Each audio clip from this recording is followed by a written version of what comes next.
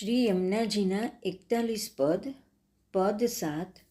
શ્રી યમુના જસ જગત में જોઈ ગાવે, તાકે આધીન વહે રહત હૈ પ્રાણપતિ.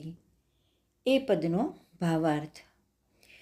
જગતમાં જે યમુનાજીના યશ ગાય છે તેને આધીન થઈને પ્રાણપતિ શ્રી ઠાકોરજી રહે છે.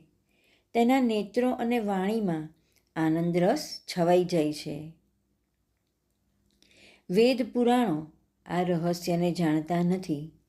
પ્રેમનું રહસ્ય કોઈ જાણી શકતું નથી. જેમના પર શ્રી યમુનાજીની કૃપા થાય તે જ શ્રી વલ્લભકુળના શરણે આવી શકે છે. શ્રી મહાપ્રભુજી સમજાવે છે કે અવતારકાળમાં જેમ શ્રી ઠાકોરજી સાક્ષાત સ્વરૂપે જીવોનો ઉદ્ધાર કરે છે, તેમ અનઅવતાર કાળમાં શ્રી ઠાકોરજીનું ગુણગાન અને કથા જીવોનો ઉદ્ધાર કરે છે.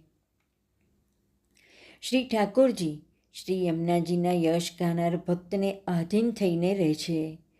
પુષ્ટિ ભક્ત તેના પ્રાણ શ્રી ઠાકોરજીની સેવામાં વાપરે છે. એટલે શ્રી ઠાકોરજી પુષ્ટિ ભક્ત માટે પ્રાણ પતિ છે. શ્રી મહાપ્રભુજી અને શ્રી ઠાકોરજી બંને પુષ્ટિજીવોના પ્રાણ પતિ છે. આધીન બનીને રહેવું એટલે આપણા અલૌકિક મનોરથો પૂરા કરવા, આપણા ઘરમાં અને હૃદયમાં બિરાજવું. શ્રી ઠાકોરજી અને શ્રી મહાપ્રભુજીનું ગુણગાન વધુને વધુ કરવાનું આપણને મન થાય તો માનવું કે તેઓ આપણને આધીન બન્યા છે. શ્રી મહાપ્રભુજીની આજ્ઞાઓનું પાલન કરવામાં આપણી દ્રઢતા વધે તો માનવું કે શ્રી મહાપ્રભુજી આપણને આધીન છે.